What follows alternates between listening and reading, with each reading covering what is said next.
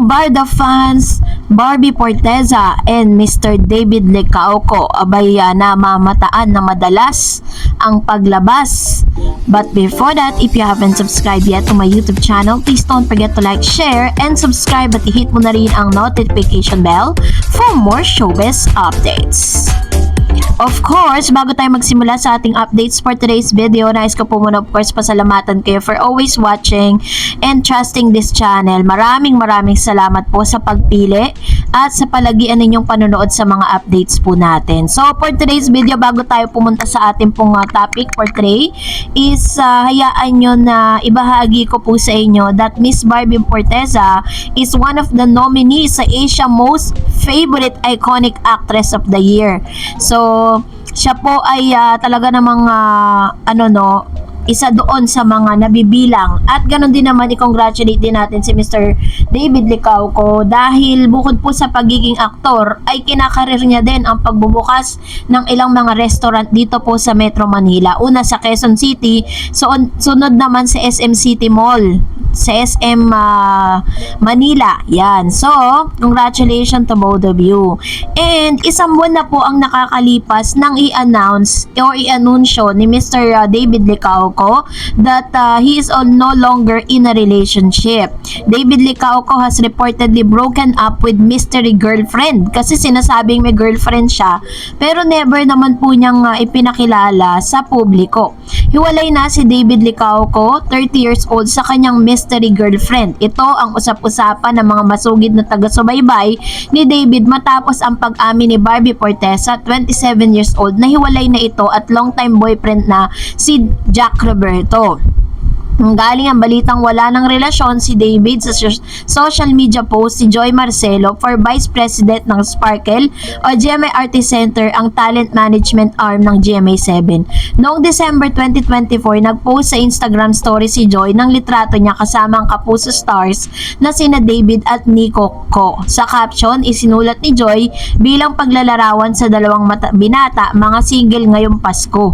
So, ganito nga yung isa sa mga nag-captivate doon po sa post na yon, at talagang sabi natin na he's single and ready to mingle. And of course, kasabay nga ng mga chismis na ito, lahat po ng mga mga aligasyon at mga announcement, sinabi din po or naspatan din si Miss Barbie Forteza and David Licauco na mas madalas na lumalabas kasama ang kanilang mga glam team.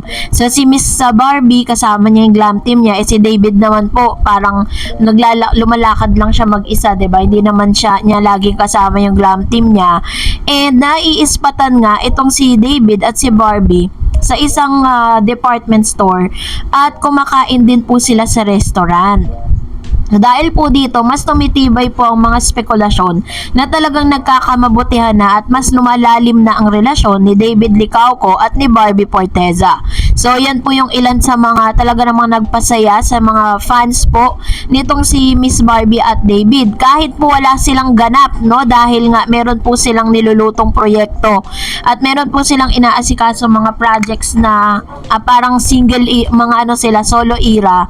Pero may mga paayuda po sila sa kanilang mga Barda fans, lalo na't ngayon single po sila pareho at parehas po sila na talagang inaabangan, And sabi nga ni David noong lamang June 25, 2024, inamin ni Mr. David Licauco na may kasintahan na siya. Sa guest appearance niya sa Fast Talk with Boy Abunda, tinanong ang aktor kung siya ay single o taken. Sumagot si David ng taken, pero hindi pinangalanan ng binata kung sino ang kanyang karelasyon. Wala rin siyang anumang pinopost sa social media kung sino ang babaeng nagpapatibok ng kanyang puso that time.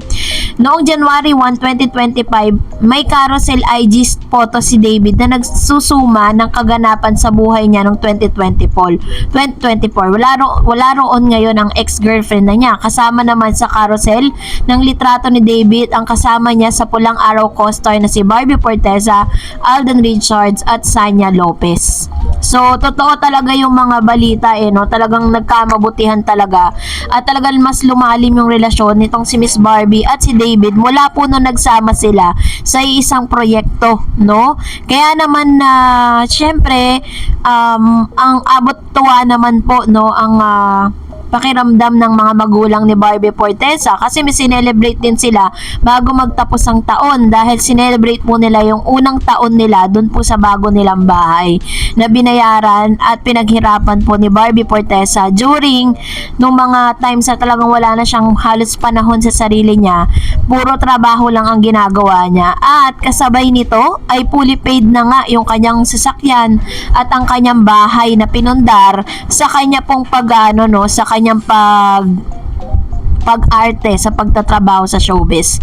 Kaya naman, congratulations to both of you. And for now, narito naman ang ilan sa mga komento reaction po ninyo patungkol naman sa ating latest update. So, magbabasa tayo ng mga komento ninyo. Unahin natin ang komento mula kay Miss Anita Diaz. Yes, the guts, Jack. You're nothing but trying hard. Wanna be loved by the only. Ayan. So, parang inaalis na rin po kasi nila, or lalo na si Barbie, no, sa kanyang sirkulasyon. Itong si Mr. Jack Roberto. Although, never po siyang nagsilita ng against dito kay Jack. Pero si Jack kasi parang putak ng putak talaga sa mga guesting niya eh. Sabi ni Rodora Crisostomo, lagi naman kontra kasi si Christy Fermin. Di pa nga alam ang inuunahan na nila. Ayaw ng family ni David si Barbie. Parang ganon din atas kay Alden, ayaw din ni Catherine. Ewan ko ba dyan kay Christy Fermin, puro di maganda sinasabi lalo na pagsikat at pinag-uusapan ang isang love team na sumisikat. Pero kahit ano pang sira, sinasabi nyo, di kami matitinag, Barda lang talaga kami. Sorry na lang Barda, is the best, supportahan natin yun. Yan, talaga yan. Pagsikat nila, pinag-uusapan, go Barda. True naman, ha? Diba parang meron po kasi siyang sinabi doon na parang sabi ni Miss Christy Fermin, hindi raw bet ng pamilya ni David Licauco si Miss Barbie Forteza na malayong malayo dun sa pinapakita ng pamilya ni David dahil may post nga, 'di ba, parang pala comment talaga yung kapatid ni Mr. David na si James Licauco at pinapakita niya talaga na 100% sinusuportahan niya ang tambalan ni David Licauco and Miss Barbie Forteza. And another one, sabi ni Miss Estrelita Godo, year 2024-2025 Barda, loving this partner couple can bring kilig and happiness. Praying and hoping may the universe and our Almighty God Jesus Christ shower you with so much blessing even in the coming year to come. Just be good, kind, and obedient. Pray hard. It works. Kung saan kayo maligaya, doon kami. Basta wala lang maapakan na tao. Our support is yours. Be contented on what many graces has been showing you.